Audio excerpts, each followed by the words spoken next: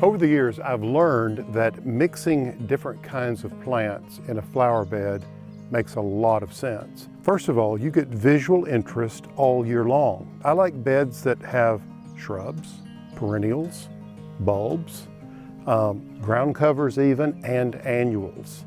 But the annuals take up a small percentage of that space. But I just thought I might show you some of these examples and just identify some of these plants that may be helpful to you. First of all, I love a background of green. It sort of frames it, gives it a sense of enclosure, which I think always helps.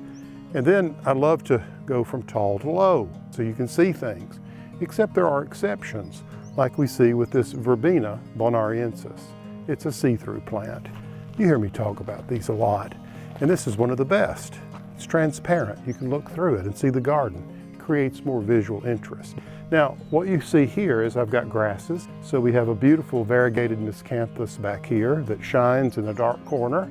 And then up here, I have a shrub. This is a simple little Ligustrum with a bright, almost electric chartreuse color. You have some Buddleia in here too, the butterfly bush. The butterflies go berserk over it.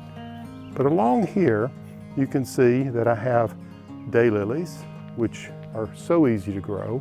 And then we've got true garden lilies coming along here, coming up, which will flower in about another month. And we need blooms in about another month because it gets really hot here. And the Verbena Bonariensis will continue to flower. And then a great colorless blender, if you will, is this Powis Castle Artemisia that you see here. And it's a really good companion with this verbena called Santos.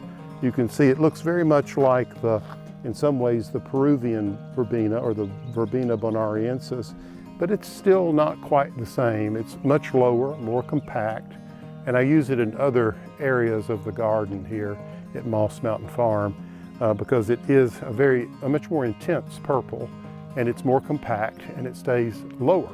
So I hope this gives you a sense of this particular garden and how we've put it together and the value of these perennials and shrubs and grasses and ground covers.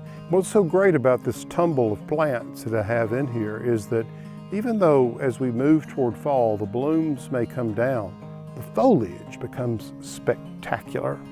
There's always something exciting going on in the garden. I hope this has been helpful.